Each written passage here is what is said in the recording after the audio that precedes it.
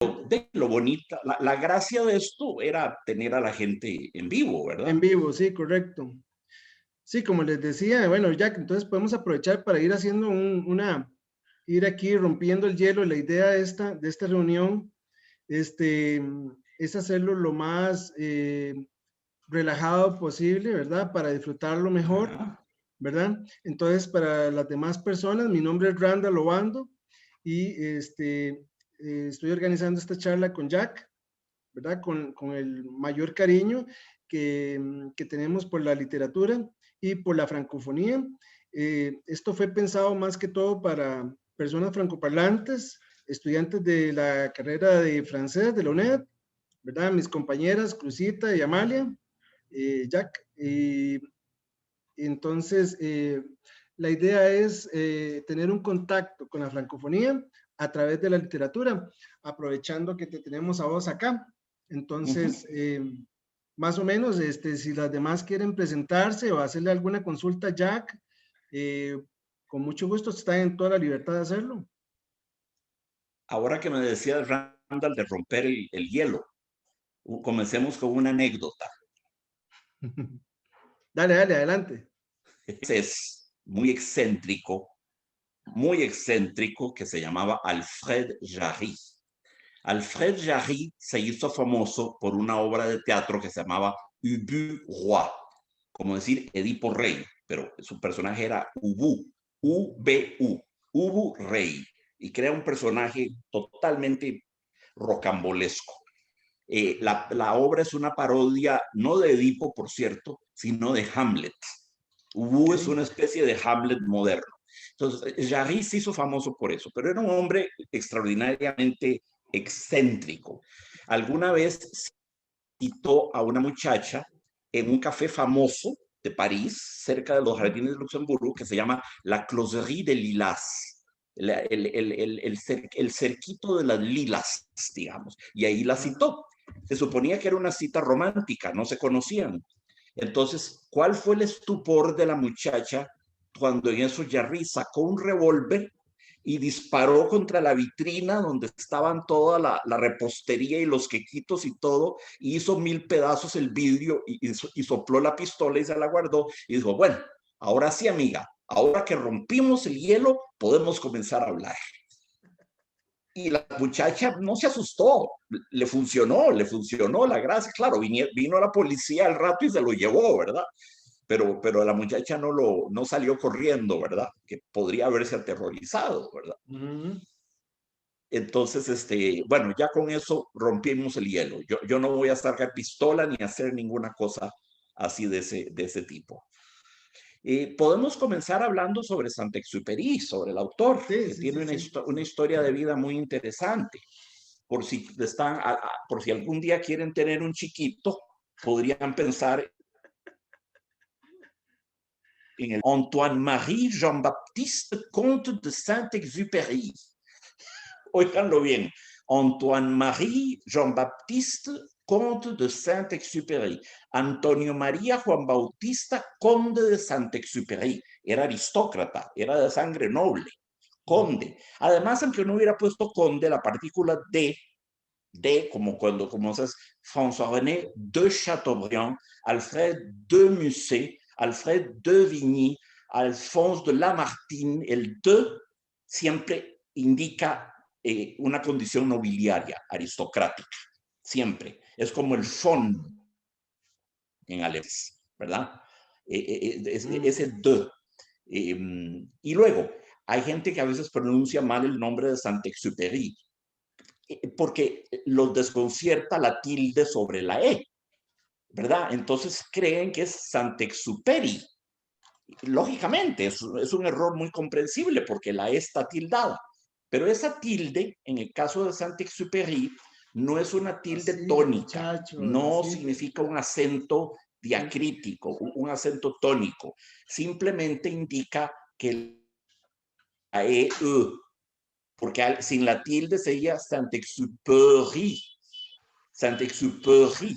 Entonces con la tilde Saint-Exupéry, pero el acento, como en casi todos los nombres franceses, va hacia el final, Exupéry, como decir Renoir, Monet, Manet, Degas, Van Gogh, Bizet, Berlioz, Debussy, Ravel, Chateaubriand, Musset, el propio Victor Hugo. En francés se pronuncia Victor Hugo, como si tuviera tilde en la O.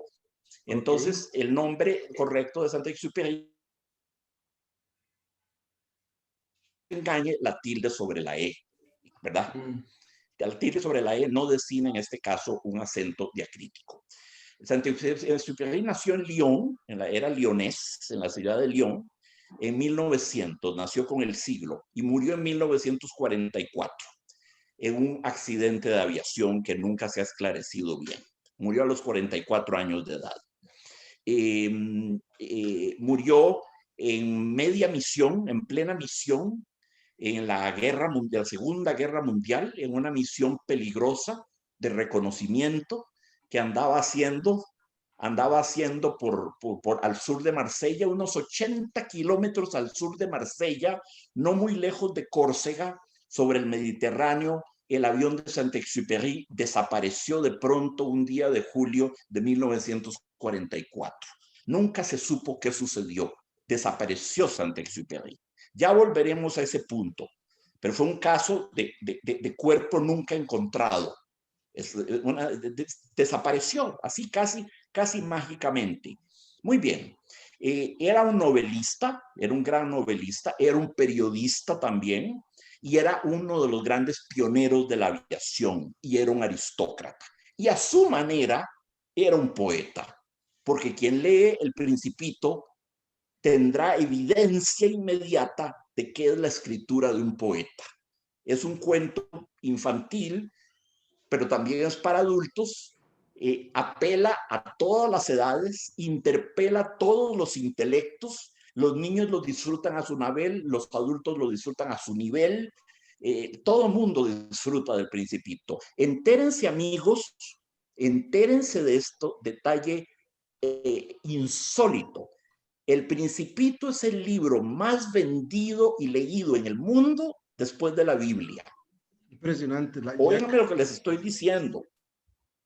Es el libro más vendido y más leído en el mundo después de la Biblia. Se ha traducido a 300 idiomas y se han publicado 145 millones de libros.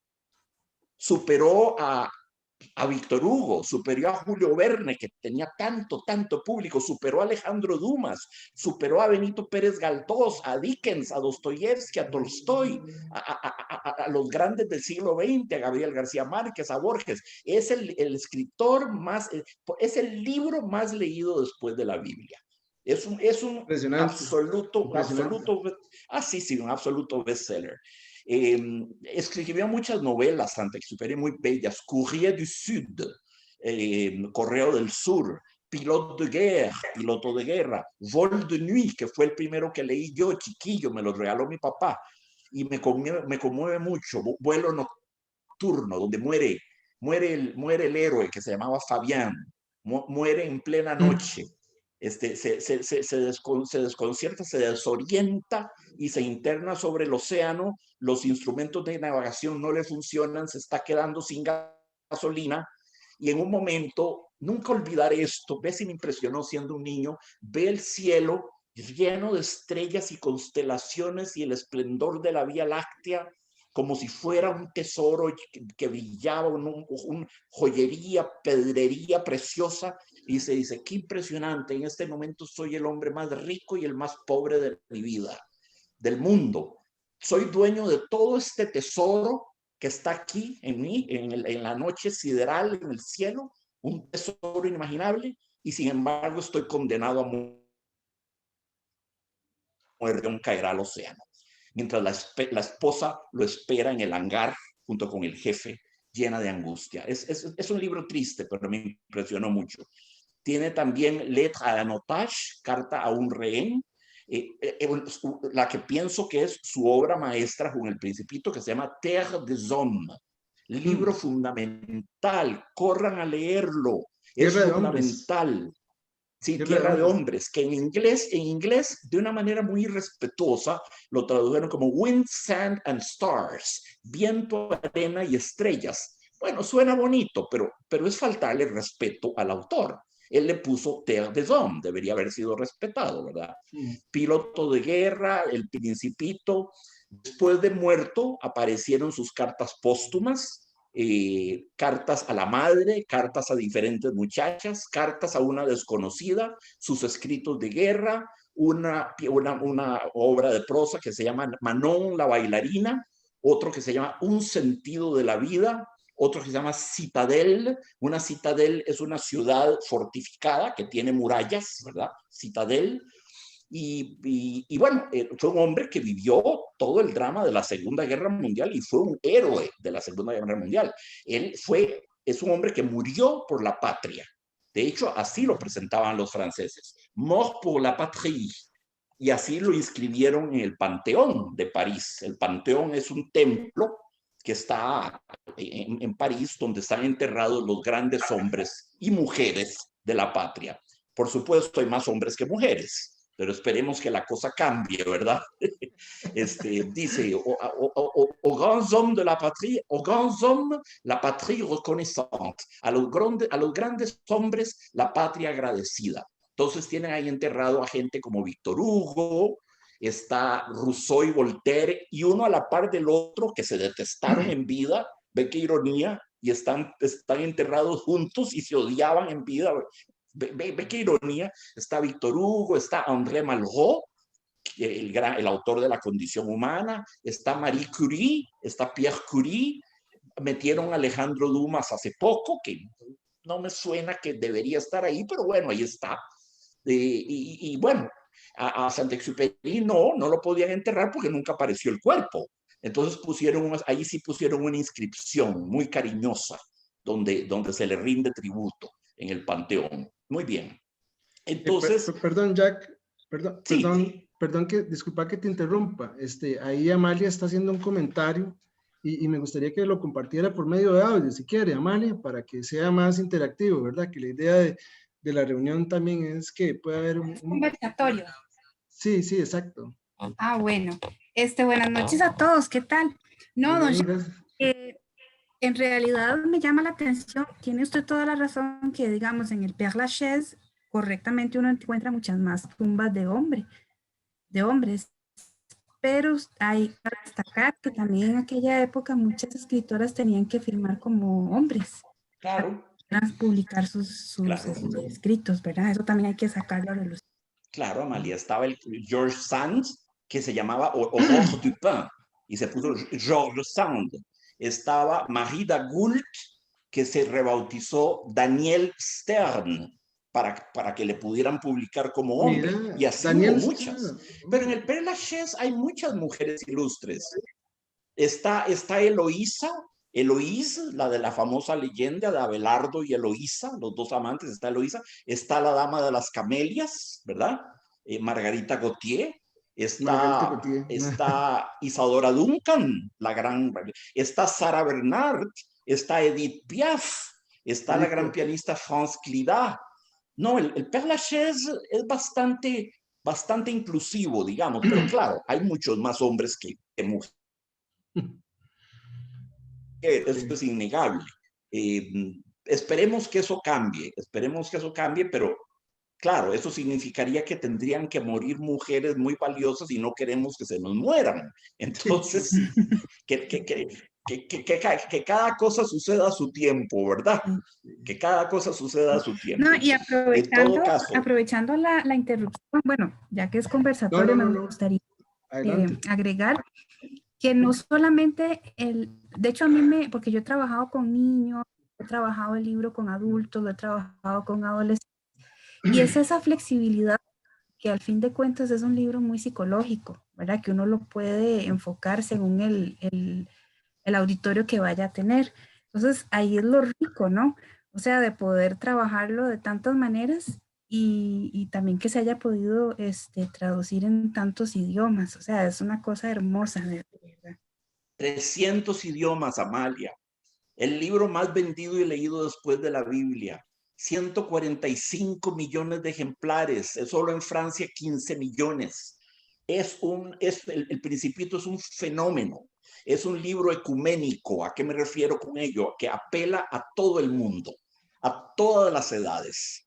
Hay una lectura infantil del Principito, hay una lectura adolescente, hay una lectura madura, hay una lectura desde la senectud, y a todos interpela. Es un prodigio. Interpela al ser humano en todas sus fases y en todas sus edades. ¿De qué otro libro se puede decir lo mismo, verdad? Es un fenómeno, es una cosa extraordinaria. Saint-Exupéry, como periodista, trabajaba, ¿verdad?, haciendo reportes, viajó mucho, estuvo en Indochina en tiempos de la guerra, estuvo en el lejano oeste, estuvo en la Unión Soviética, en Moscú. Él fue a reportar la guerra civil española, tomando fotos desde su avión. En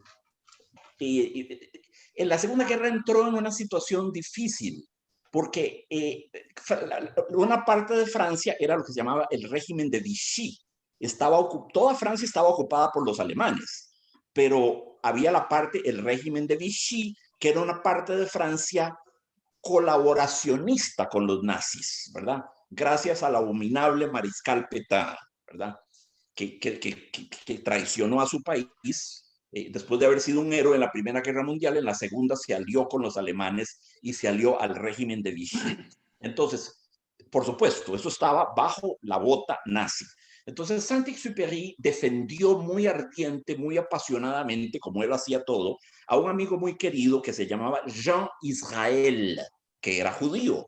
Entonces, el régimen de Vichy le prohibió la publicación de su obra en el régimen de Vichy, en la parte de Francia que era el régimen de Vichy. Y la otra parte, que no era el régimen de Vichy, le prohibieron también publicar porque se peleó con Charles de Gaulle, que estaba en Londres, estaba exiliado en Londres. Y Saint-Exupéry escribió en algún artículo que le preocupaba mucho que Charles de Gaulle se convirtiera en un tirano de la posguerra.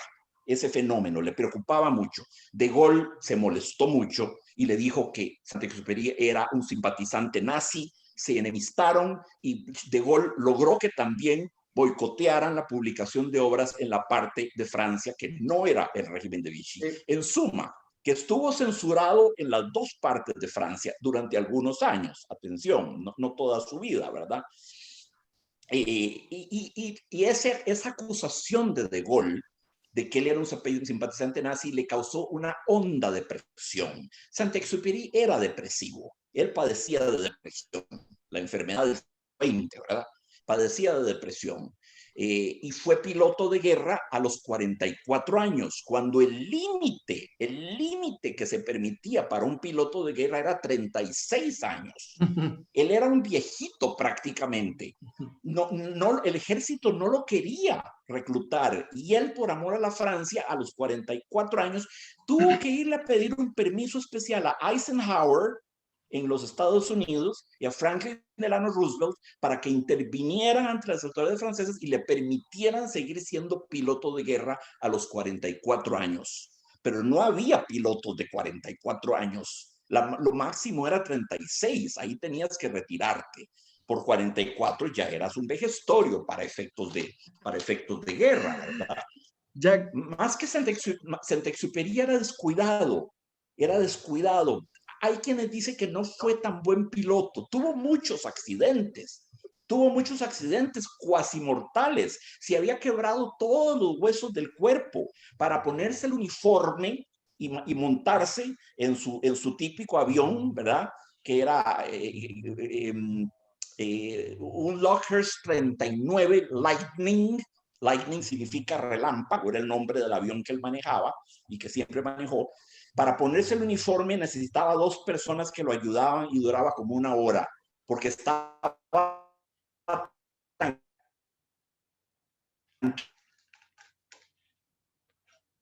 quebrado por todas partes de sus actividades.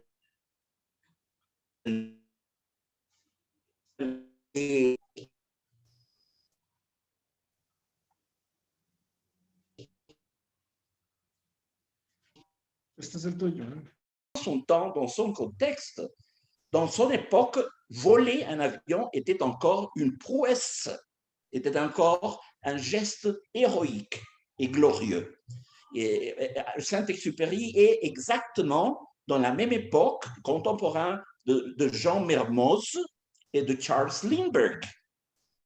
De hecho, Saint-Exupéry est né en 1900, Mermoz en 1901 et Lindbergh en 1902. Voilà. Donc, c'était l'époque, les premiers balbutiements de l'aviation, n'est-ce pas? Bon, c'est vrai que les frères Wright, los hermanos Wright, avaient déjà créé des avions. En 1905, ils ont essayé le premier avion qui a volé exactement pendant 39 secondes et a parcouru 90 mètres. Voilà le premier grand vol de l'histoire de l'aviation. Mais 2 années après, ils ont fabriqué un deuxième modèle qui leur a permis de voler 39 km en 39 minutes, c'est-à-dire 1 km par minute. Dès nos jours, un avion commercial vole à 900 km par heure, n'est-ce pas, à une hauteur de 40 000 pieds, approximativement, un vol commercial. Ça peut varier un peu, mais bon, voilà, c'est ça, la cruise altitude and cruise speed. C'est 40 000 pieds et 900 km por hora. Mais ça, c'est aujourd'hui, pas dans le temps de Saint-Exupéry. On voyageait encore par instinct, par réflexe, par intuition, par intelligence spatiale, par la pure vision. Tant pis s'il y avait du brouillard, tant pis s'il y avait un orage ou un cumulonimbus, il fallait les confronter. Il faut comprendre que Saint-Exupéry est le fils d'une époque héroïque de l'aviation. Maintenant, ce n'est plus le cas. Voler dans un avion, c'est une chose triviale, banale, n'est-ce pas? Ça ne devrait l'être. Ça ne devrait pas l'être parce que franchement, voler reste un miracle. C'est le rêve d'Icare, le grand héros grec, n'est-ce pas? Avec ses ailes en cire qui ont fondu quand il s'est approché du soleil. Le moderne pilote est un avatar, un descendant de Icare, du grand rêve de voler, n'est-ce pas? Le grand rêve humain de pouvoir voler. Bon, Saint-Exupéry était le fils d'un vicomte qui n'avait plus d'argent. C'était de l'aristocratie en pleine décadence. Il a eu 3 sœurs et un frère qu'il aimait beaucoup, qui s'appelait François, et qui est décédé très jeune. Et Saint-Exupéry se rappelle, quand François est mort d'une fièvre rhumatique, la façon dont il a tombé sur le lit sans faire le moindre bruit, très suavement, très doucement, et il s'est enfoncé presque en caméra lente dans son oreiller. Et c'est une image qui revient dans Le Petit Prince. Quand le Petit Prince se fait mordre par le serpent, il tombe sur le sable, il tombe sur le sable presque sans poids, comme s'il était affranchi de la pesanteur, comme est mort précisément François, son frère. C'est une image qui vient de sa propre vie, la façon dont le Petit Prince s'évanouit. Il tombe comme ça, comme un arbre, il dit, dans Le Petit Prince. Donc ça, c'est pris de sa vie personnelle, de sa vie privée. Et bon, il a essayé de rentrer dans l'Académie navale, il a échoué, il a été rejeté 2 fois, il a essayé d'être architecte, on l'a rejeté, il n'avait pas de talent pour l'architecture. Finalement, il devient pilote et écrivain. Grâce à Dieu, hein, grâce à Dieu. Il a commencé par faire les grands vols Toulouse-Dakar sans instrument de navigation, comme il aimait le faire. Et voilà. Il a volé sur le Maroc, sur toute la partie nord, sur le Maghreb, sur la partie nord de l'Afrique, sur l'Espagne, sur le désert du Sahara. il était en charge de l'aéropostale, il travaillait pour la compagnie aéropostale, il distribuait le courrier, n'est-ce pas? Le courrier, encore une conception de courrier très, très différente. Chose électronique, n'est-ce pas? On pousse un bouton, on fait de la pression dans un bouton, voilà, c'est l'Internet. Mais dans ce temps-là, la lettre, comme objet de communication, avait toute une mystique, avait une magie. C'était un manuscrit, c'était une chose plus romantique, plus lyrique, plus humaine, plus expressive, plus précieuse, si l'on veut. Donc, transporter un énorme fardeau de lettres, c'était mettre les gens en communication à travers des très longues distances. C'était créer un réseau de communication. C'était travailler pour l'humanité, pour la communication, pour le dialogue, pour unir les hommes. Voilà l'idéal de Saint-Exupéry. Il a travaillé aussi pour Aeroposta, Argentine. Il a vécu dans la Patagonie, c'était un des paysages qu'il aimait le plus. Il s'est marié avec une femme de Salvador, étonnamment, qui s'appelait Consuelo Suncín Sandoval. Elle était divorcée, elle était veuve, elle était salvadorienne, elle était écrivaine et peintre. Le mariage a été très malheureux. Très malheureux parce qu'il se séparait pendant des très longues périodes. Soit que Saint-Exupéry était au New York, où il a vécu 2 ans, et Consuelo restait au Salvador, soit Consuelo était en France, mais Saint-Exupéry était en Argentine. Il passait des grandes périodes séparées. Aucun mariage ne peut tolérer ce rythme de séparation si douloureux. Donc, ça a été un mariage très, très malencontreux, très infortuné. En plus, osons le dire, Saint-Exupéry était très infidèle. Il aimait beaucoup les femmes et il a cocufié sa femme plusieurs fois. Je ne sais pas de quelle autre façon l'exprimer. Je ne sais pas comment dire ceci de façon plus élégante. Il était un mauvais garçon. Il était un mauvais garçon. Et Consuelo, apparemment, était une femme assez difficile, difficile. Bon, voilà. Quant à ça. Donc, il a volé dans le Canada, dans le Québec. Il a vécu à New York, où il est allé dans une mission diplomatique pour convaincre, coûte que coûte, Franklin Delano Roosevelt d'engager les États-Unis dans la 2e Guerre mondiale. Donc, il s'est interviewé avec Delano Roosevelt de la part du gouvernement français pour le convaincre du besoin désespéré que l'Europe avait de l'aide et de l'intervention des États-Unis dans la 2e Guerre mondiale. Et cela, il l'a fait très bien. Donc, il était un dignitaire du gouvernement français, n'est-ce pas? Le 30 décembre 1935, il a participé dans une compétition, celui qui volerait le plus rapidement de Paris à Saigon, avec un prix de 150 000 francs, qu'en 1935 était une fortune inimaginable.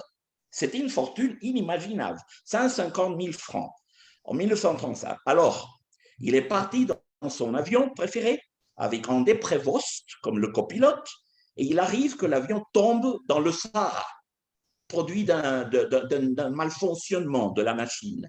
Il passe 4 jours dans le Sahara avec rien que quelques grappes, 2 oranges, un résidu de vin blanc.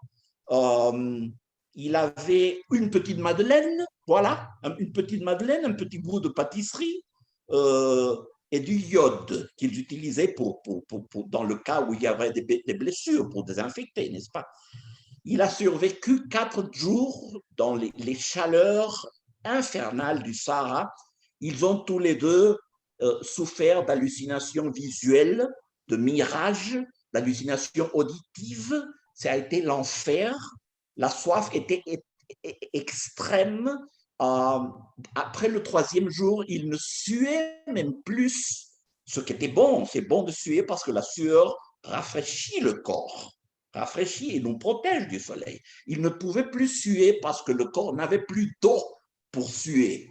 Donc, c'était une chaleur sèche, même pas atténuée par la sueur à partir du 3e jour. Ça a été terrible. Moi, j'ai lu tout cet épisode de l'égarement dans le milieu de Sahara, je l'ai lu quand je vécus en Arizona. C'est un désert aussi, hein? Dans Phoenix, Arizona, où j'ai vécu pendant 3 années. J'étais à Phoenix, qui est une ville véritablement, pour parler comme Saint-Exupéry, à 1000 lieues de toute terre habitée. C'était Phoenix, c'est isolé au milieu du désert, d'un des grands déserts du monde, avec des températures qui atteignaient 125 degrés en juillet, en août, au milieu de l'été. Alors, j'ai lu pour la première fois Terre des Hommes en Arizona. J'étais dans mon petit appartement d'étudiant. Je parle de l'année 1989. Et quelle expérience, chers amis, quelle expérience. La description si vivide, si vivante, si sincère de la soif, du tourment de la soif que fait Saint-Exupéry. Et moi, dans mon petit appartement, au milieu du désert aussi, quoique j'avais de l'eau et j'avais toutes sortes de choses pour manger, évidemment, mais rien que de lire le livre, j'ai commencé à éprouver le besoin d'aller visiter le réfrigérateur pour avaler de l'eau fraîche. Donc, chaque 15 minutes, je devais aller boire de l'eau fraîche parce que les images recréées par Saint-Exupéry étaient si puissantes de la torture par la soif que j'ai fini par boire tout l'eau tout l'eau du voisinage. J'ai épuisé tout l'eau qui sortait du robinet finalement. Pour que vous voyez le pouvoir de suggestion que la grande littérature a sur les gens. Finalement, ils se sont fait sauver par un nomade, par un bédouin qui passait dans un chameau. Il les a repérés, ils les ont vus dans la distance et ils se sont sauvés. Ils ont sauvé leur vie.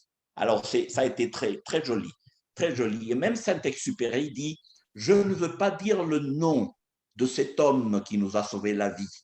Je ne veux pas dire son nom parce que je veux qu'il devienne un symbole presque abstrait de l'homme qui tend la main à l'autre homme en un geste de secours, le secouriste, n'est-ce pas? Un geste de solidarité.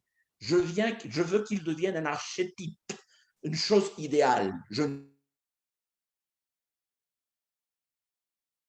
veux pas.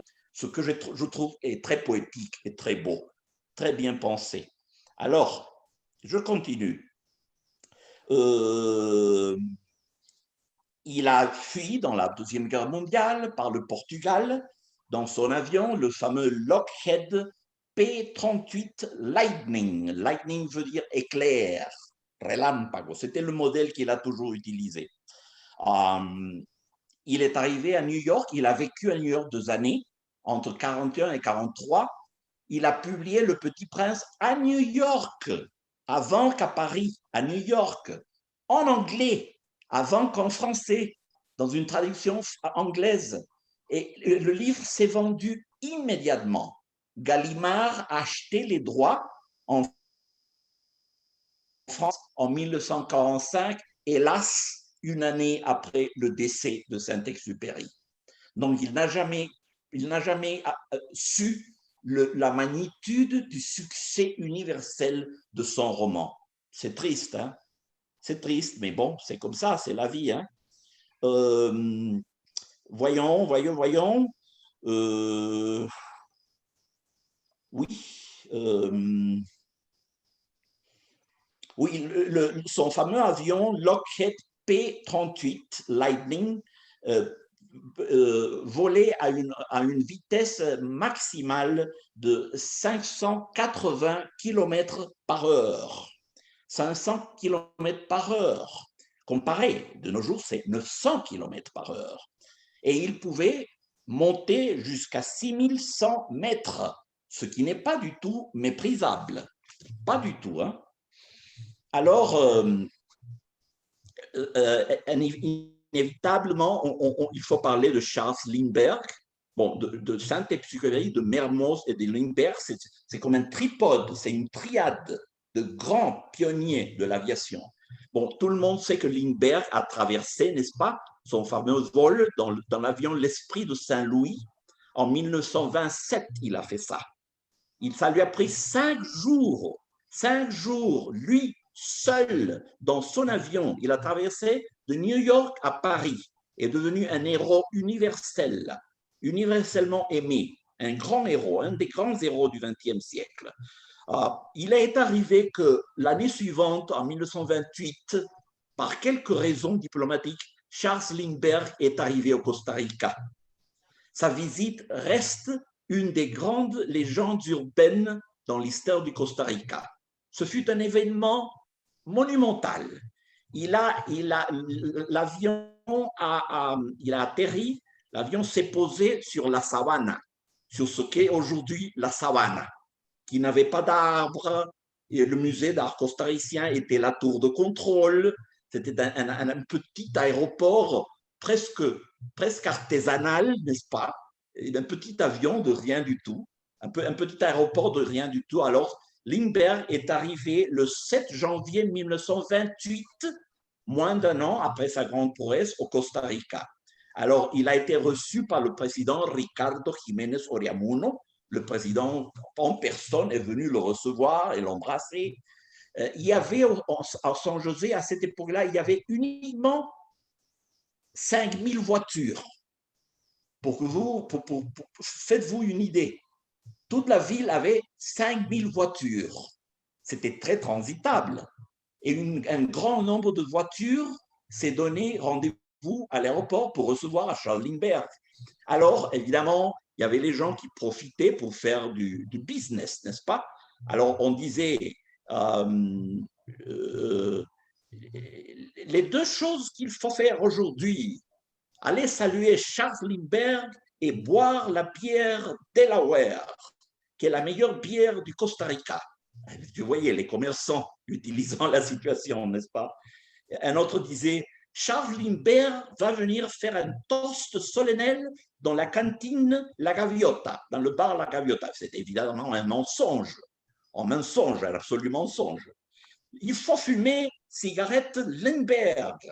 Il y avait une marque de cigarettes appelée Lindbergh. Alors, il est arrivé le samedi 7 janvier 1928 dans la savane. On l'a emmené au Club Union.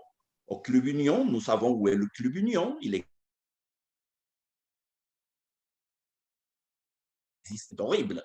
Il était très beau avant qu'il prise feu. Et puis, on l'a emmené voir un match de soccer, un match de football dans le stade national, le vieux stade national.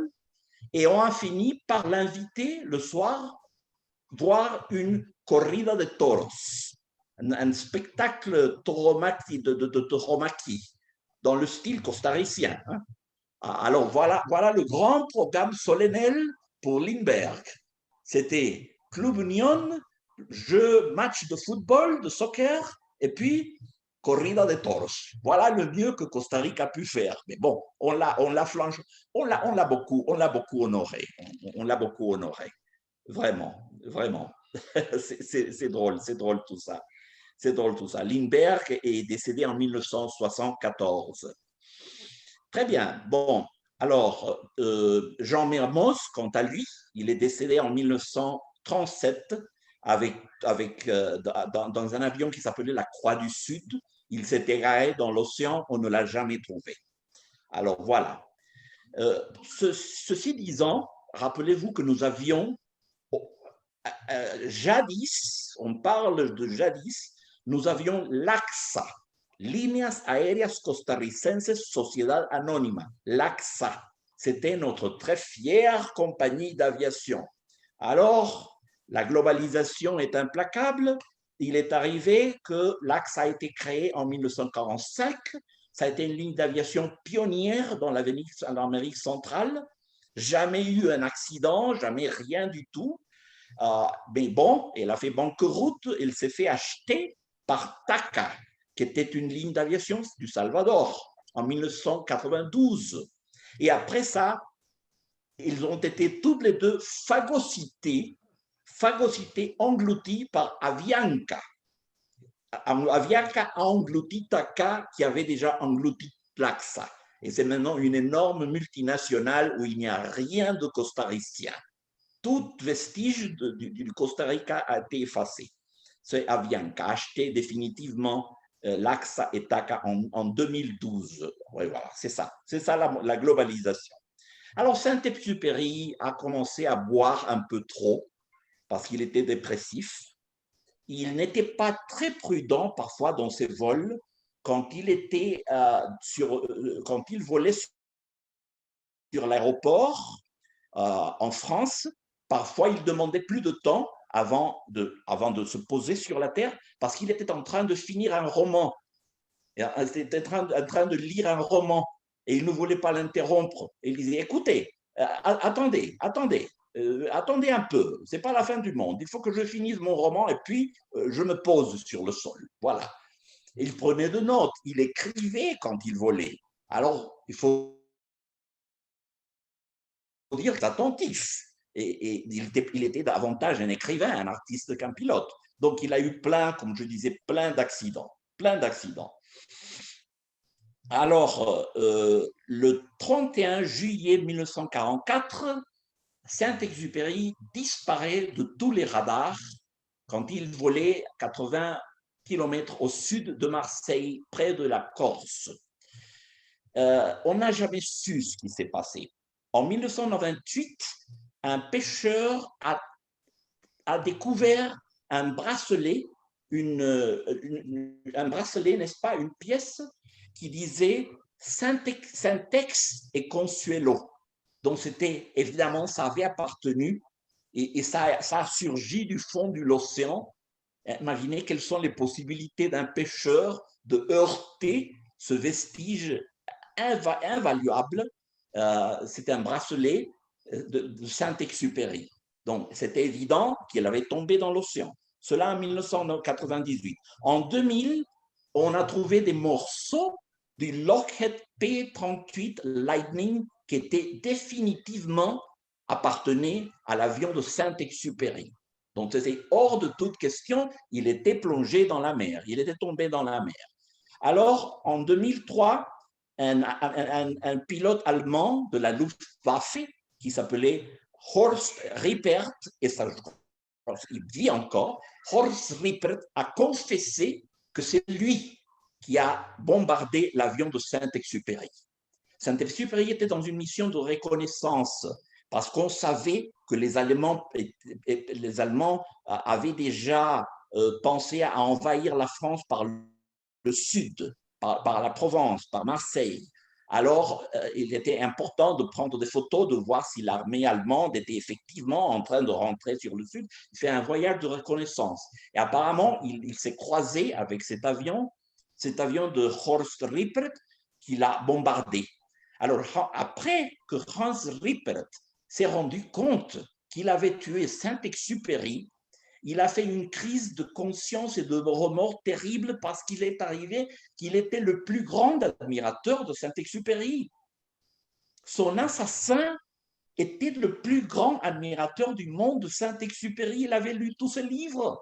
Donc, il a maintenu le secret avec énorme honte et vergogne pendant toutes ces années. Et en 2002, il dit « C'est moi qui a tué Saint-Exupéry. Je veux le confesser. Je le fais avec énorme contriction, avec une tristesse énorme. C'est moi qui l'ai abattu. » Bon, c'est ce qu'il dit. Par ailleurs, il n'y a pas des documents dans la Luftwaffe qui puissent confirmer que Hans Rippert était effectivement dans cette région-là le jour où Saint-Exupéry est mort. Une hypothèse considère que peut-être Saint-Exupéry se serait suicidé puisqu'il était dépressif. Et le veto de Charles de Gaulle, l'empêchement de publier ses livres en France, l'avait beaucoup affecté. Il était très déprimé. Alors on dit qu'il aurait pu s'être suicidé. Bon, c'est une possibilité, je suppose. Saint-Exupéry a été... Sa face était sur le billet de 50 francs. Sur le billet de 100 francs, les petits dessins qu'il a fait pour le Petit Prince étaient sur plusieurs billets quand la France utilisait des francs et non des euros. Moi, ça me rend très nostalgique, vous savez. Ça me rend très nostalgique. Je me rappelle un billet de francs qui avait la tête de Debussy. Debussy, donc ça m'interpellait beaucoup parce que c'est un des compositeurs que je préfère, que j'ai le plus souvent joué au piano. Il y a des parcs qui portent le nom Saint-Exupéry, il y a des plaques dans le Québec, il y a un aéroport, l'aéroport de Lyon s'appelle Aéroport Antoine de Saint-Exupéry. Il a été déclaré chevalier de la Légion d'honneur, officier de la Légion d'honneur. La gare de Lyon s'est appelée à Saint-Exupéry. Il y a une statue de Saint-Exupéry. Un astéroïde, l'astéroïde 2578, découvert en 1975, a été baptisé avec le nom astéroïde Saint-Exupéry. Même ça, imaginez-vous, il y a une fondation qui fait des études astronomiques qui s'est appelée Fondation P612, qui était le nom de matricule de l'avion du pilote, qui est le protagoniste de Petit Prince, n'est-ce pas? Il y a des collections philatéliques très précieuses pour ceux qui pratiquent la philatélie, toute une série sur le thème de Saint-Exupéry. Il y a des montagnes qui portent le nom de Saint-Exupéry, il y a des salles dans des aéroports, il y a des aérodromes, il y a des buildings, il y a des musées. Il y a des écoles en Argentine comme en France qui s'appellent Antoine de Saint-Exupéry, dont on ne peut pas dire qu'il eût été ignoré par la postérité. Hein. Il a eu tous les hommages du monde. En plus, le Petit Prince a été objet d'adaptations théâtrales, des foules d'adaptations théâtrales de plusieurs films, notablement celle de 1974 où Gene Wilder, le fameux acteur américain, vole du renard. C'est tout ce dont je me rappelle. C'était un beau film, c'était bien fait, c'était bien foutu. C'était pas comme le livre, rien ne serait jamais comme le livre, mais c'était bien foutu. On a fait des ballets. On a fait plusieurs opéras sur le thème du Petit Prince, plusieurs opéras. Il y a des musées destinés au Petit Prince, des bandes dessinées, des articles, des petites peluches, n'est-ce pas, avec la forme du renard ou du Petit Prince. Le Petit Prince est devenu une industrie universelle. Donc des adaptations au cinéma, au ballet, à l'opéra, des musicals dans le style américain de Broadway, n'est-ce pas, sur le Petit Prince, plusieurs films, des bandes dessinées, toutes sortes de choses, toutes sortes de choses. Alors, voilà. Le Petit Prince, c'est une œuvre bidimensionnelle plutôt. Et ça, il faut le comprendre très bien. Il est complètement inacceptable de publier Le Petit Prince sans les illustrations de l'auteur. Cette petite aquarelle tout à fait charmante, naïve, un peu gauche, qui nous rappelle un peu le dessin des enfants, sont d'une très grande beauté. Dans leur simplicité, sont d'une très grande beauté. Un éditeur devrait être fou qui contemplerait d'utiliser autres illustrations que celles de l'auteur, et d'ailleurs c'est interdit. C'est interdit. Toute édition du Petit Prince doit avoir les illustrations de Saint-Exupéry. C'est comme les films de Chaplin. Chaplin était un grand compositeur. Donc, si vous voyez les temps modernes, il faut les jouer toujours avec la musique que Chaplin a composée pour ça. Les lumières de la ville, même situation. Candilejas, où il y a la fameuse chanson Entre candilejas, yo te amé. Peu de gens savent que cette chanson a été composée par Chaplin. Et je le sais très bien parce que moi, j'ai participé dans un festival Chaplin. On a présenté l'œuvre complète, l'opéra Omnia de Chaplin. Et moi, j'improvisais sur un petit piano dans le style du cinéma muet, les films muets de Chaplin. Mais je n'ai pas pu le faire. On m'a interdit de le faire dans le cas des temps modernes, les Lumières de la ville et Candilejas. C'était interdit. Alors là, il fallait utiliser la musique de Chaplin. Ça a été une expérience très belle, celle que j'ai vécue dans le musée d'art moderne à Houston, un festival, c'était l'œuvre entière de Chaplin.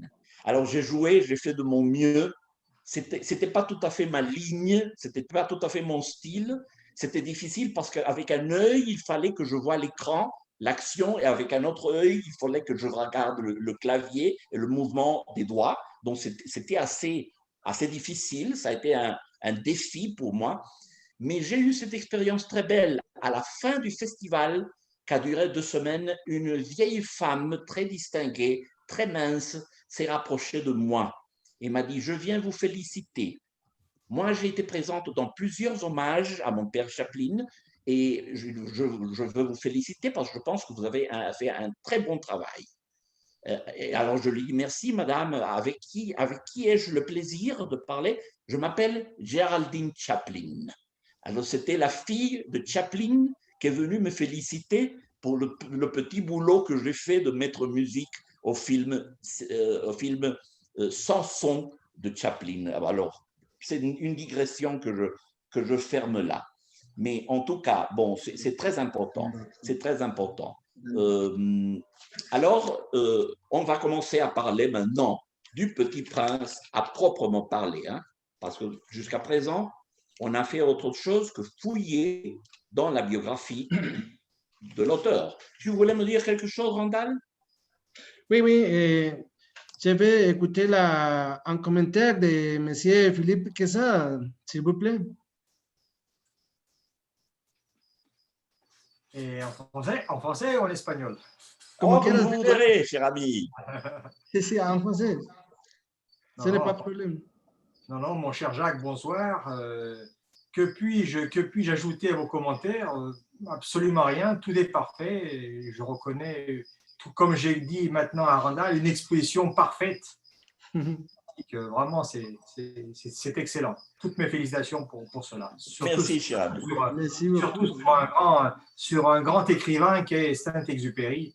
Et vraiment, une grande personne et un grand être humain. Donc, Jacques, vous êtes totalement à la hauteur pour pouvoir faire la description d'un être aussi grand.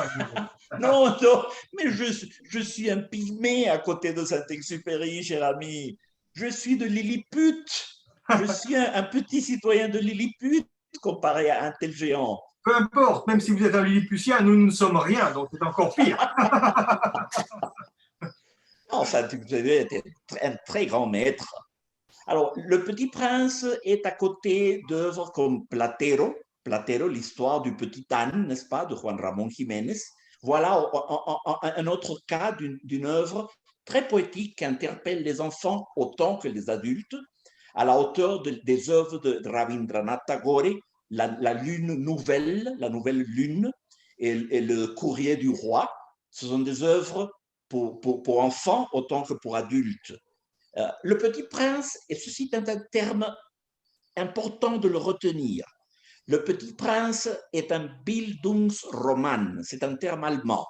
Bildungsroman, ça veut dire un roman d'initiation, un roman de la croissance, un roman de l'évolution et de la maturité, un roman de la sagesse acquise, un roman des rites de passage dans lesquels une personne grandit intellectuellement. C'est le cas des évangiles. Jésus-Christ a été un héros qui a dû traverser le désert, a dû être tenté par Satan et passer toutes les choses qu'il a dû souffrir, finissant avec une grande apothéose où il se remonte vers le ciel entouré de lumière. Voilà, c'est un Bildungsroman.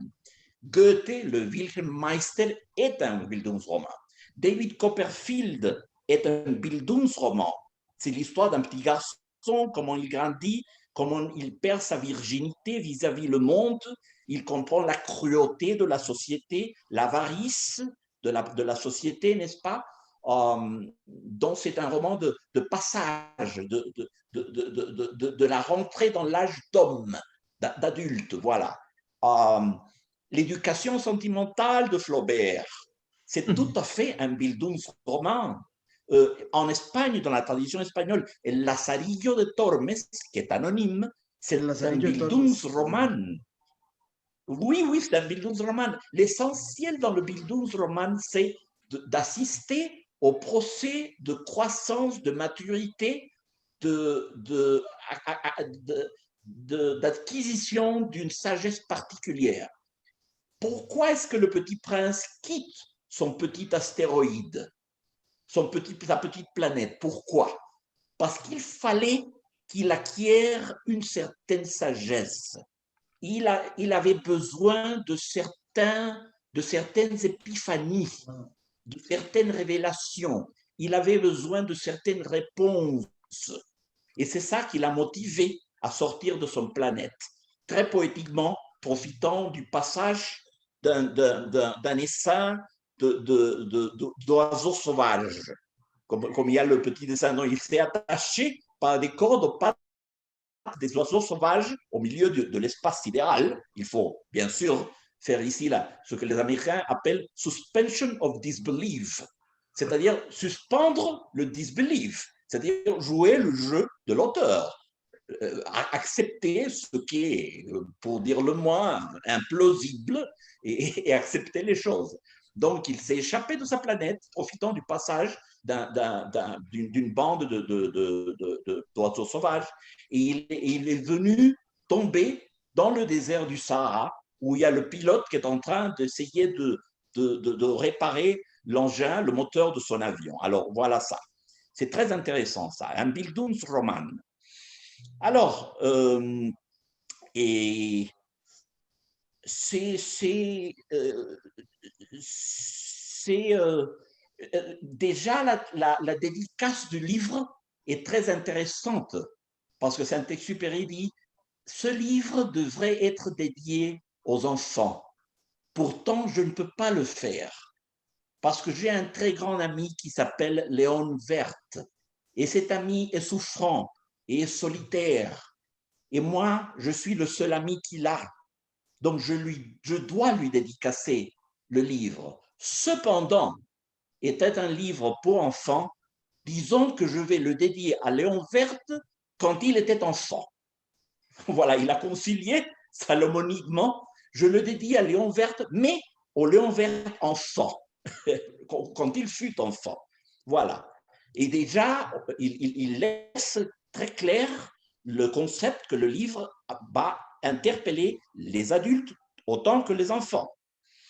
Et alors, bien sûr, le Petit Prince habite l'astéroïde B72 qui a été découvert en 1909 par un astronome turc, nous informe Saint-Exupéry. Mais d'une façon très critique et très sarcastique, il a dit « Quand l'astronome turc s'est montré dans les grandes sociétés scientifiques avec son attirail, son vestoire, son vêtement, son vêtement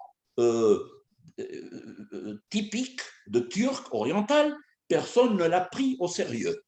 On l'a complètement disqualifié. » Alors, quelques années plus tard, il est revenu dans la grande convention des scientifiques, vêtu en occidental, avec sa cravate et avec sa veste et tout, et on l'a absolument applaudi, ovationné et acclamé. Et ça, c'est une critique très intéressante qu'il fait contre le préjugé qu'ont les Européens et les Occidentaux contre tout ce qu'ils perçoivent comme étant exotique, n'est-ce pas? Oui, Randall. Là, je ne t'écoute pas. Tiene el micrófono apagado. Gracias, Philippe. Mira, para hacer una intervención, nada más, hacerte una intervención. Hay una compañera ahí que se llama Cruzita. Cruzita le llamó mucho la atención que fueras el expositor de la charla de hoy. Entonces, no sé si ella quiere participar, hacerte alguna consulta, alguna pregunta, algún comentario, algún aporte que quieras darnos, Cruzita, para aprovechar que tenemos a Jack acá con nosotros. Ella es compañera mía de la carrera de francés. Oui, allons-y avec Cruzita. Ce serait probablement plus convenable que je finisse l'exposé et après qu'il pleuve qu'il pleuve de toutes sortes de questions et de commentaires pour ne pas interrompre le flux, n'est-ce pas? Je dirais, si vous me le permettez, je pense que c'est plus pratique. Alors, Cruzita, juste donne-moi quelques petites minutes encore et puis je te cède la parole. Je te passe la parole. I give you the floor, comme disent les Anglais. Take the floor. You know, ils sont tellement pompeux. Alors, tout ce que le petit prince faisait dans sa planète, il fallait nettoyer ses volcans, ces 3 volcans, c'était très important. Il faisait ça tout le temps. C'était une petite planète. Il avait le privilège d'assister à 48 crépuscules, morts du soleil par jour. C'est très poétique, ça. C'est très beau, c'est très poétique. Un jour avec 48 crépuscules, pouvez-vous vous imaginer le moment où le soleil s'occulte dans l'horizon, s'enfonce sous l'horizon? Ça me fait penser toujours à Baudelaire, inévitablement. Il a créé celle que je pense est la plus belle métaphore pour décrire ce moment solennel où le soleil se cache. C'est une métaphore très forte pourtant. Il a dit « Le soleil s'est noyé dans son sang qui se fige ». Je répète, le soleil s'est noyé dans son sang qui se fige.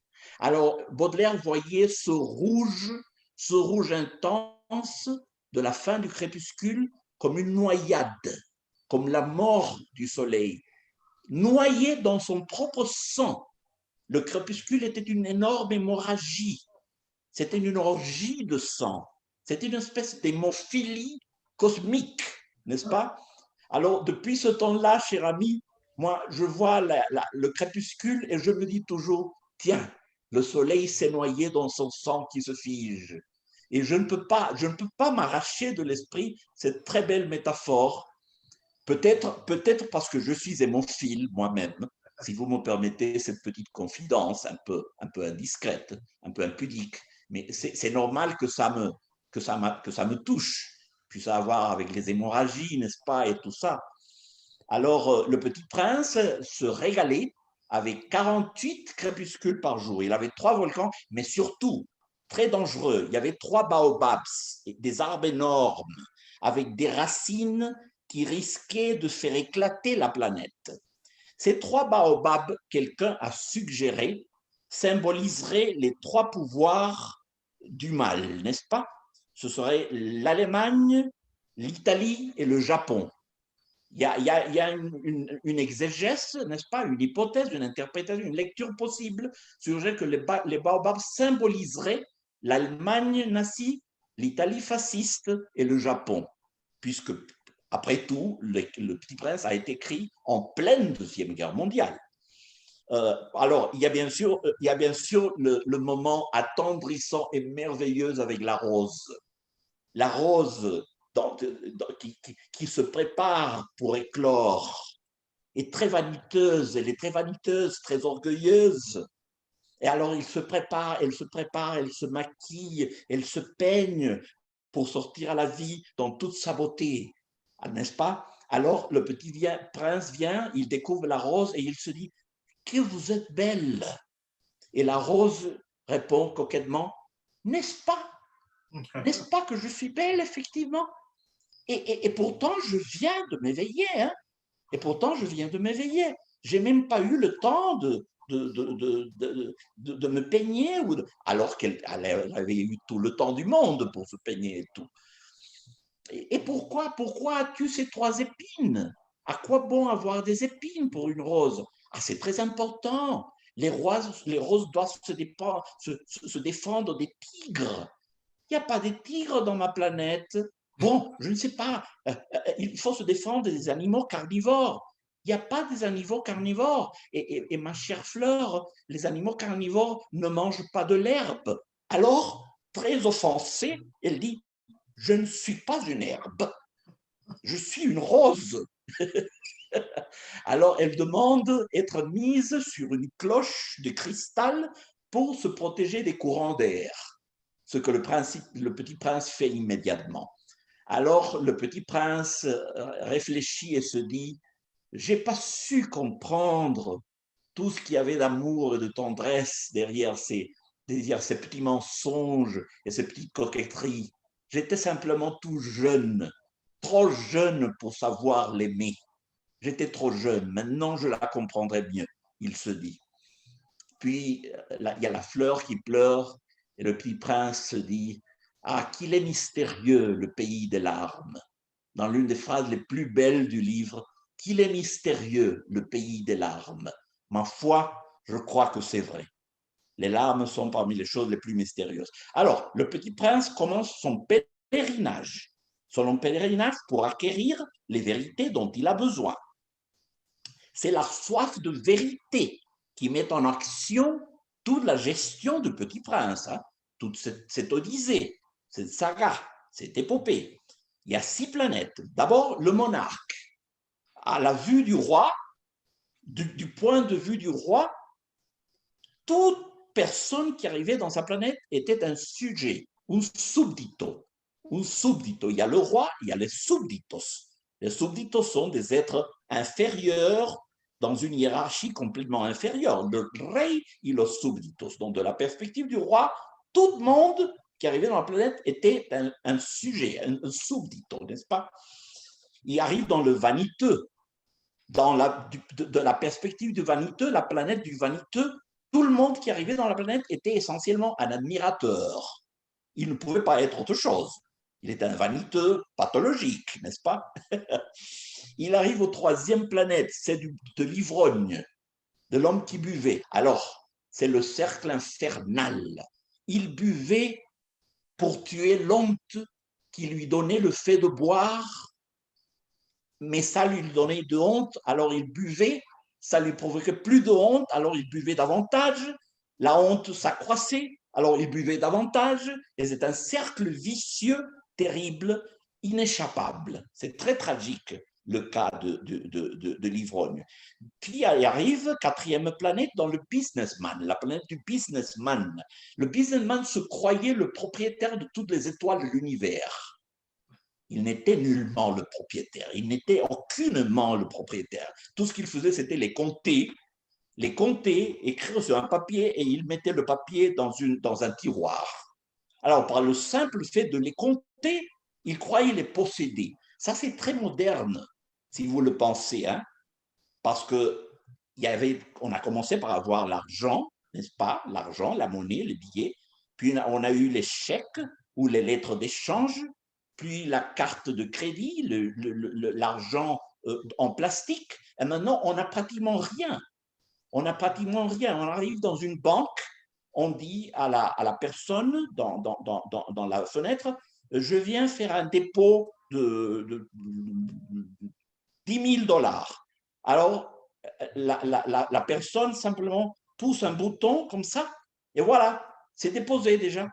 C'est-à-dire que l'argent a fini par devenir une chose si abstraite, si incorporelle, l'argent n'a plus de corps. Elle devient un simple chiffre, une chose mystérieuse, un fluide mystérieux qui circule dans les écrans des employés bancaires. Vous ne voyez plus les billets, vous ne voyez plus l'argent. Il n'y a plus de relation tactile et sensorielle avec l'argent. Ça s'est perdu, c'est une chose du passé. Alors ce banquier préfigure très bien l'attitude moderne face à l'argent. C'est une attitude tout à fait abstraite. Lui, il croyait posséder les étoiles par le simple fait de les compter et de garder le papier dans un tiroir. Puis il arrive dans l'allumeur de réverbère. Alors, l'allumeur de réverbère faisait un travail absurde, c'est vrai. c'était un peu le côté scisif, c'était l'incisif, hein, poussant le roc jusqu'au bout, jusqu'au sommet de la colline, rien que pour que le roc roule à nouveau, il l'a poussé encore une fois, il allumait et il éteignait des réverbères pendant tout le jour. Mais au moins, il dit, je le fais parce que c'est la consigne. Qu'est-ce que c'est qu'une consigne? C'est un ordre, c'est une mission. Et le Petit Prince s'identifie pour la première fois. Il dit, bon, c'est vrai que ce qu'il fait n'est pas très intéressant et c'est très réitératif. Et ça ne sert peut-être pas à personne, mais au moins, il le fait pour une cause. Il a une cause, il a une justification. Il le fait pour autrui. Il obéit à une consigne. Le moins qu'on puisse dire, c'est qu'il était un homme engagé. Au moins, à la différence des autres, il était un homme engagé. Donc le Petit Prince sympathise avec la lumière de réverbère. Finalement, il arrive chez le géographe. Alors le géographe avait des explorateurs qui le nourrissaient d'informations constamment et il faisait des énormes maps de tout l'univers.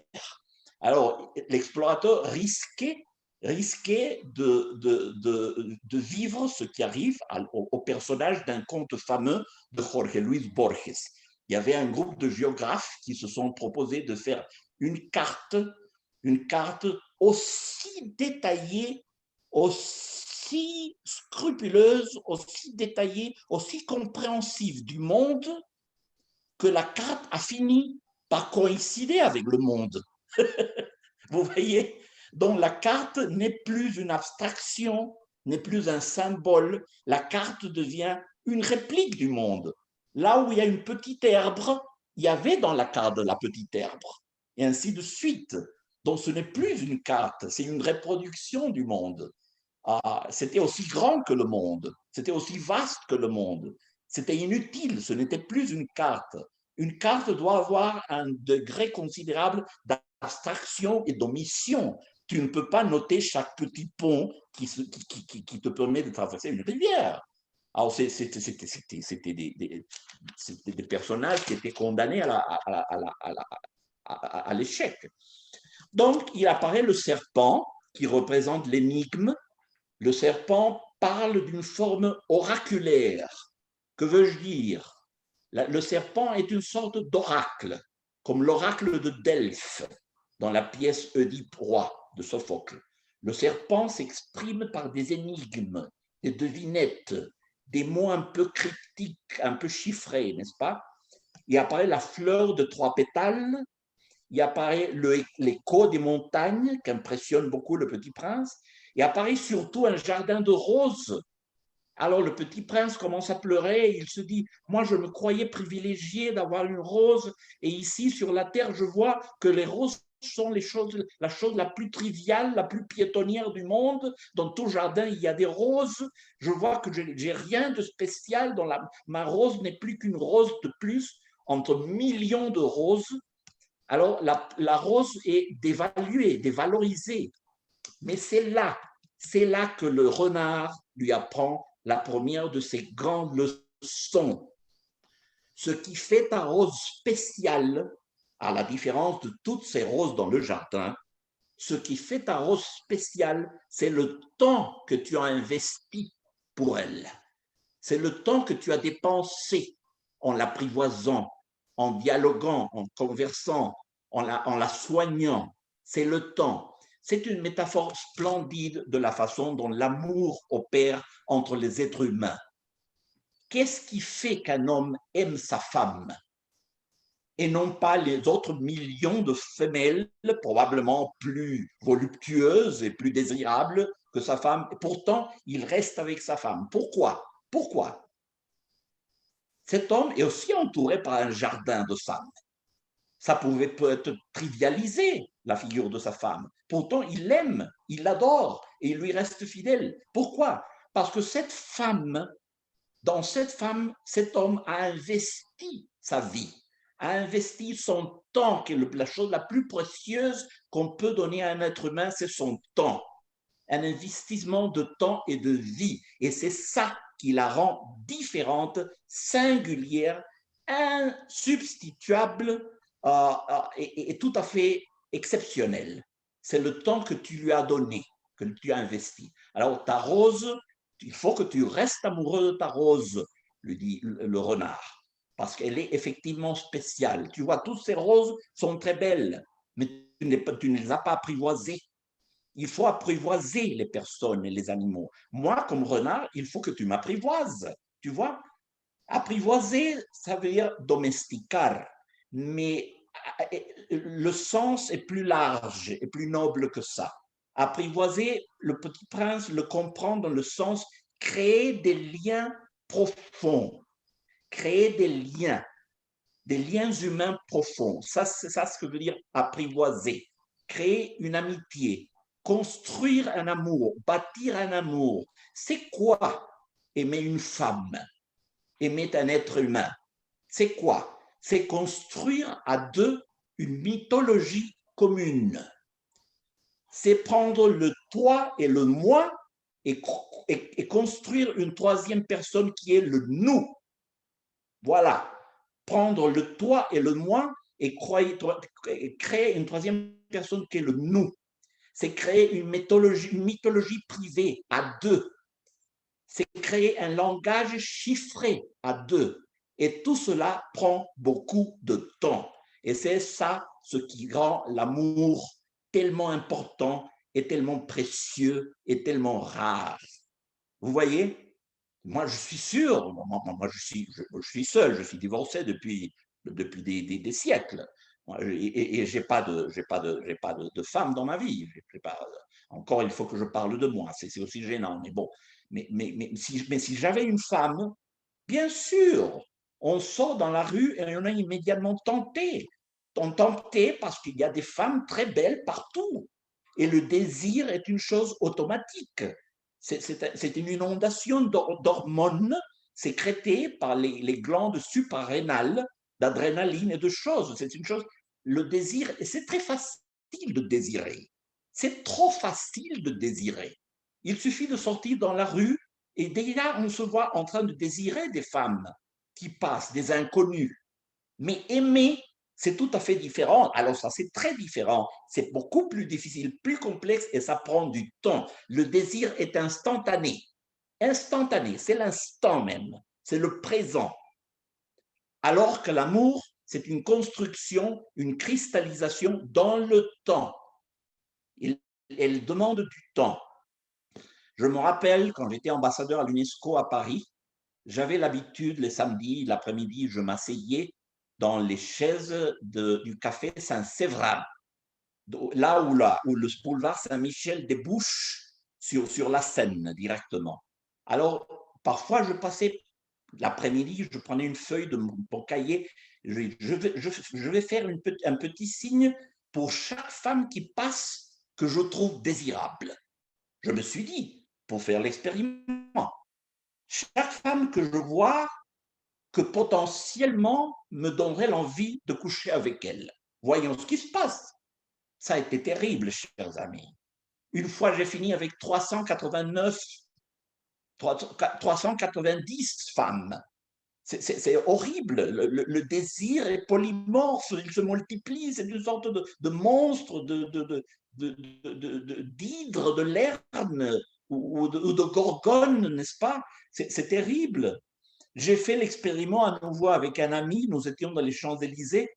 Alors, nous allons nous donner 5 minutes. Prends ton feuille de papier, je vais prendre la moi. Fais un petit signe pour chaque femme que tu trouves désirable. Après 3 minutes, il a renoncé. Mais je ne peux pas, je les désire toutes. Je ne peux pas continuer ce jeu. Je les désire absolument toutes, ça n'a aucun sens. Je vais devenir fou.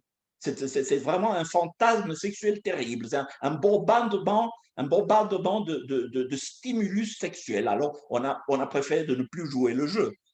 Mais vous voyez, ces femmes, strictement, sont des fantasmes. Elles n'existent pas dans mon cœur. Je ne les ai pas apprivoisées, elles ne m'ont pas apprivoisé. Je n'ai rien construit avec elles. Elles ne sont que des fantasmes. Voilà tout.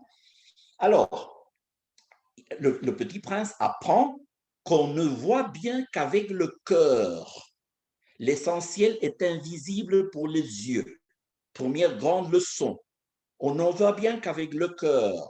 L'essentiel est invisible pour les yeux. C'est très beau et c'est très bien dit. Pourtant, laissez-moi être un petit peu suspicieux ici. C'est la phrase typique d'un homme plutôt moche, d'un homme plutôt laid. Saint-Exupéry était très laid. Il avait les yeux comme ça, les globes oculaires un peu trop sortis, le petit nez comme ça, il était un peu chauve. Enfin, il n'était pas précisément Leonardo DiCaprio.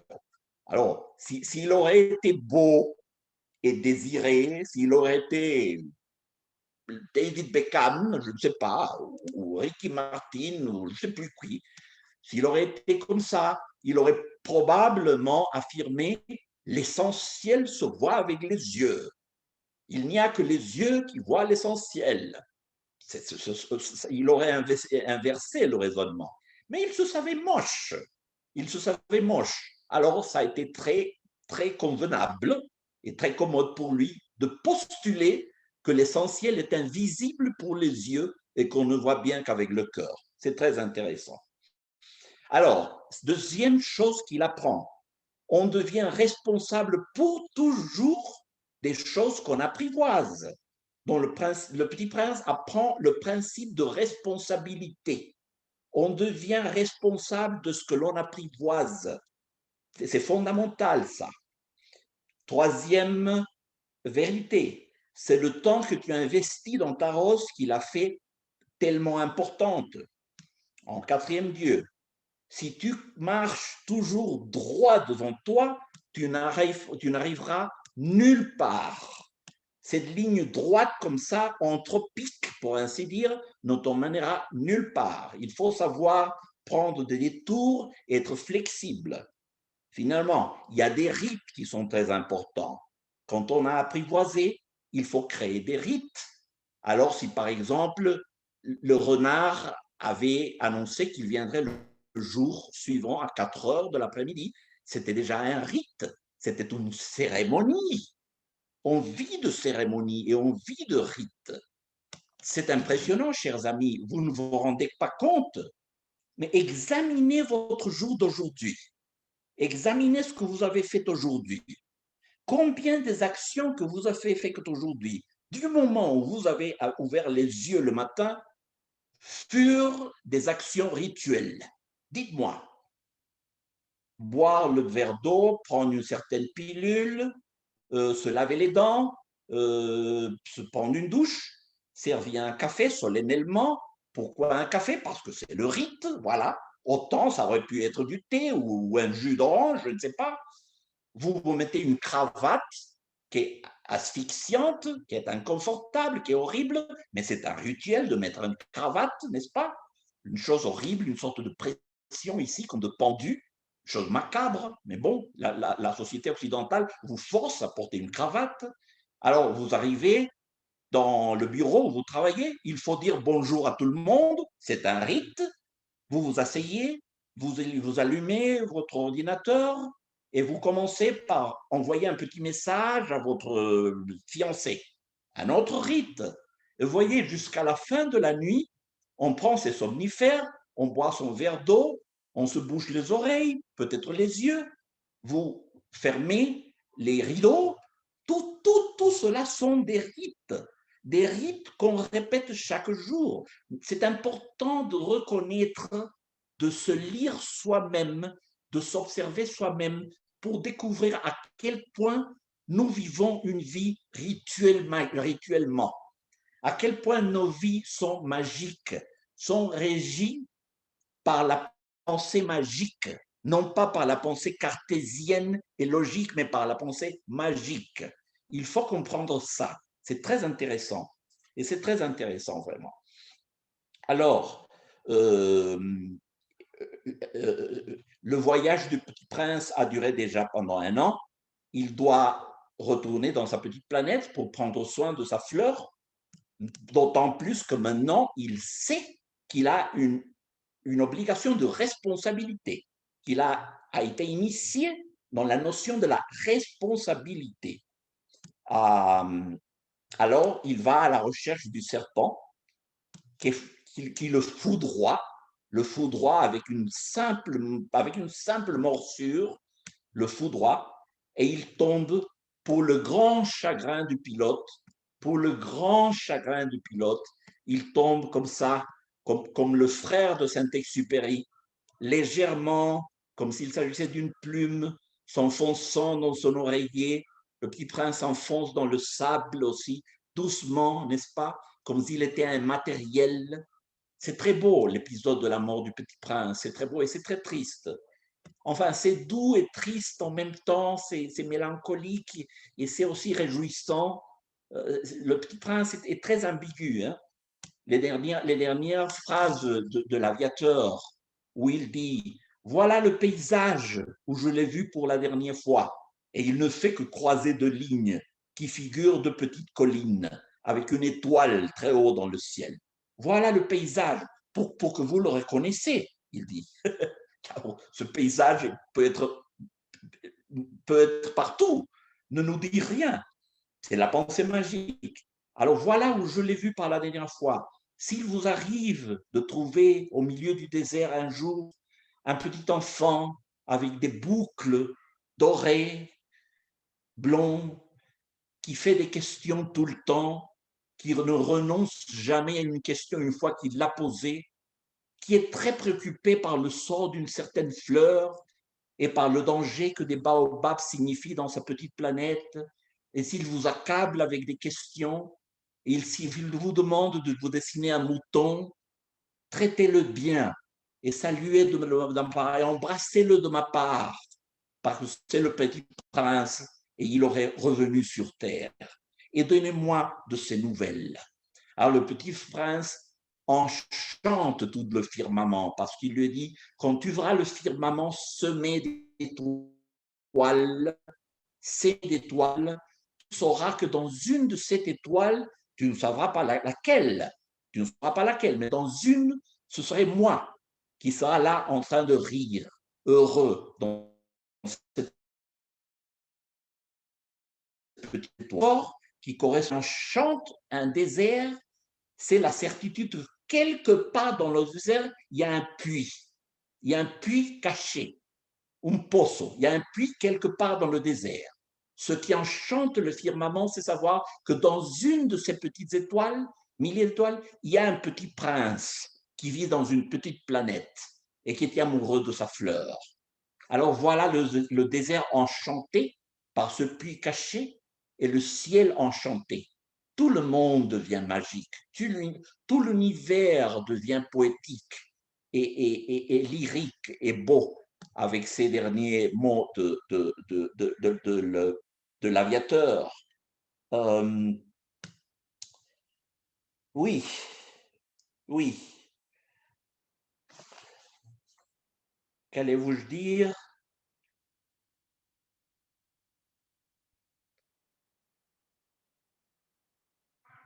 On a même, il y a un auteur qui s'appelle Alejandro Remers, argentin, qui a même écrit une deuxième partie de Petit Prince, savez-vous?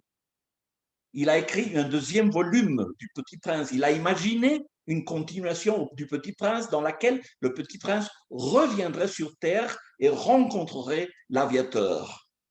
Il y a même une certaine contamination du monde magique du Petit Prince vers le monde du réalisme pragmatique du pilote, de l'aviateur, au moment où le Petit Prince dit « mais l'avion, c'est simplement une chose ».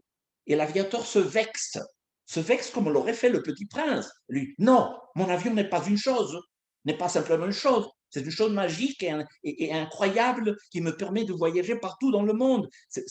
On dirait une réaction du Petit Prince plutôt que de l'aviateur. Donc voilà une contamination des deux personnalités qui est très intéressante, n'est-ce pas? C'est Don Quichotte contaminant Sancho Panza de son idéalisme et de sa poésie et de sa vision magique du monde. Parce que l'aviateur est Sancho Panza. C'est l'homme du réalisme, c'est l'homme qui a les pieds sur la terre, il est piétonnier, il est un mécanicien, alors que le Petit Prince, c'est la poésie pure et la pensée magique. Alors, c'est très beau, c'est très beau. Au Costa Rica, Joaquín Gutiérrez a écrit un livre qui est notre version vernaculaire du Petit Prince, c'est Cocori, le petit nègre Cocori. Le petit nègre Cocori entreprend aussi un grand pèlerinage pour apprendre sa vérité, qu'il apprend finalement de la tortue Doña Modorra, s'appelait la tortue. Et c'est la tortue qui lui dit, ce qui est important n'est pas combien de temps tu vis sur la vie, sur la planète, c'est l'usage que tu fais de ce temps, qu'il soit peu ou qu'il soit beaucoup de temps, c'est l'usage, c'est en quoi tu investis le temps. C'est ça qui rend la vie riche et digne d'être vécue. Non pas de vivre 120 ans, étant un parasite, un vagabond, un nihiliste, un cynique ou un méchant, un malfaiteur. Alors, écoutez, je pourrais continuer à parler pendant 5 heures, mais vous avez sans doute des questions à me poser, des choses très belles à me poser. Vous savez, il y a un grand philosophe allemand qui a créé une discipline particulière qui s'appelle l'anthropologie philosophique. Il s'appelle Max Scheler. Max Scheler parlait de 3 formes de solitude fondamentales dont était affecté l'homme contemporain. La première solitude, c'est la solitude physique. Un homme égaré au milieu du désert est physiquement seul. C'est évident. C'est évident. C'est le cas de l'aviateur avant qu'apparaisse le Petit Prince. Deuxième forme de solitude, la solitude sociale. Tu n'es pas dans un désert, tu es au milieu d'une ville avec 15 millions d'habitants. Mais il arrive que tu ne parles pas le langage de cette ville, tu ne connais personne, tu n'as pas d'amis, tu ne sais pas où se trouve l'ambassade, tu n'es pas physiquement seul, mais tu es socialement seul. Tu ne connais personne. Tu es entouré de 15 millions de personnes, mais tu ne connais personne. Finalement, disait Max Scheler, il y a la solitude morale. Et c'est la plus dure et la plus amère et la plus difficile de gérer.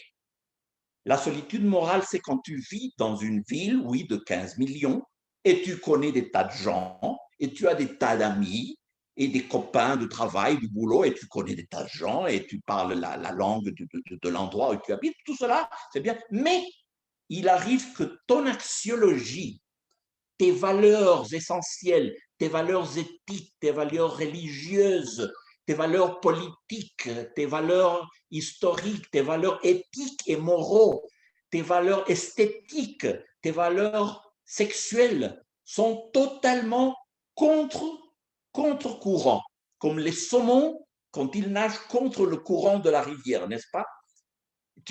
Alors Ortega y Gasset, le grand philosophe espagnol, disait ironiquement, être différent est toujours être indécent.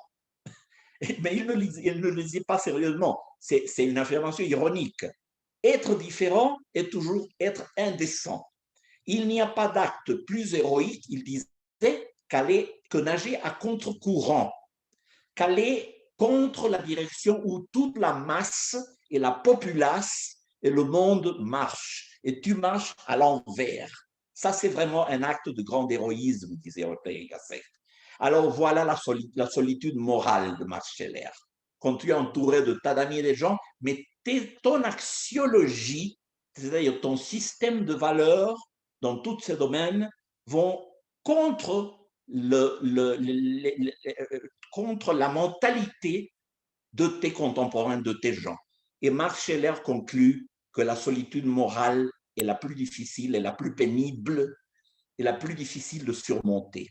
Et je pense qu'il a raison, parce que je l'ai vécu très souvent. Me sentant étranger, me sentant hors des règles du jeu social, me sentant divergent de la plupart des choses que ma société apprécie et valorise.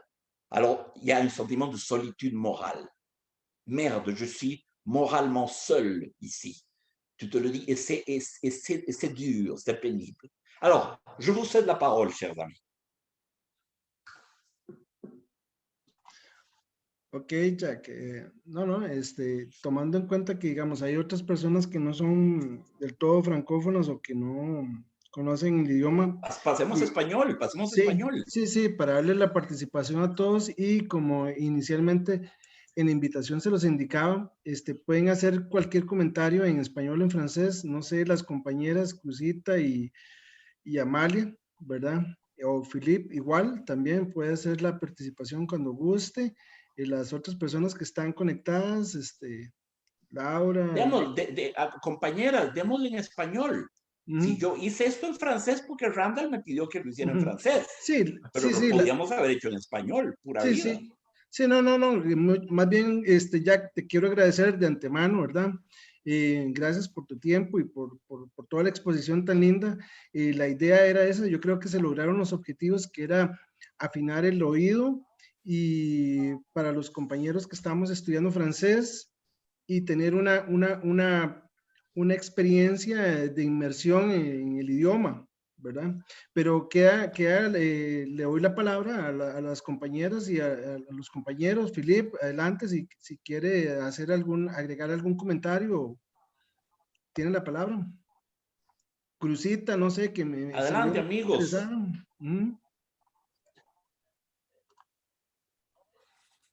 Adelante, Cruzita. Sí, ¿me escuchan?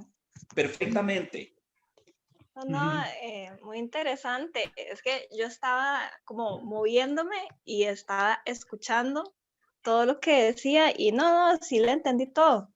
Es que es como tanta información así de un solo, pero sí, yo me acuerdo que cuando yo había leído El Principito, lo leí de pequeña, allá en primaria o algo así, entonces como verlo desde una perspectiva ya más de adulto y así, es como, oh, sí, es cierto, como que la sociedad tiene como digámosle, las personas que tienen como ciertos valores diferentes, cada uno como en grupos, generalmente, digámosle, las personas que recurren al alcohol. Sí, al alcohol, ¿me decías?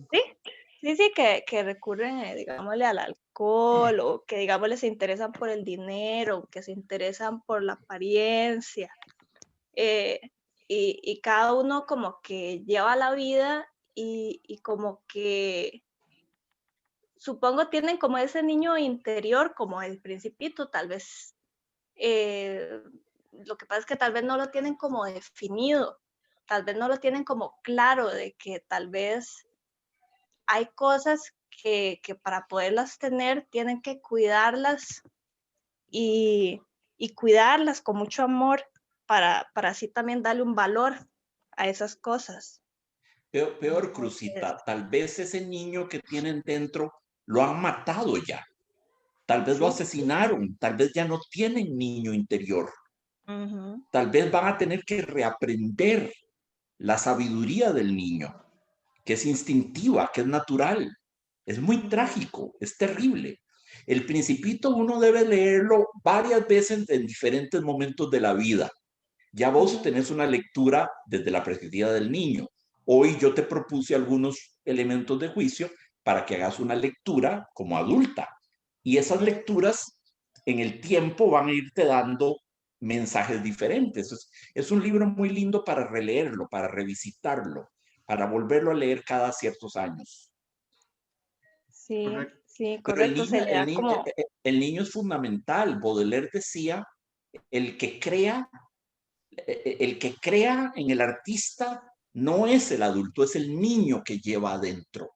Eso que llegamos genio, el genio del artista es simplemente el niño que va adentro. El adulto es mano de obra. El que le dicta al adulto las cosas que tiene que crear, los más bellos versos, los más bellos cuadros, los más bellos poemas, es el niño que va adentro. Ve la importancia que le daba Baudelaire a ese niño, al Petit Prince. Muy interesante lo que decís, Cruzita. Ok. ¿Vas a comentar? Muchas gracias. Claro, Cruzita. A propósito del dinero, que me decías que hay gente que solo le preocupa el dinero, había este cómico estadounidense judío, Groucho Marx, no sé si lo ves, era un viejo con unas cejas tupidísimas. Sí. Ok. Se congeló la imagen, qué madre. Qué madre, madre.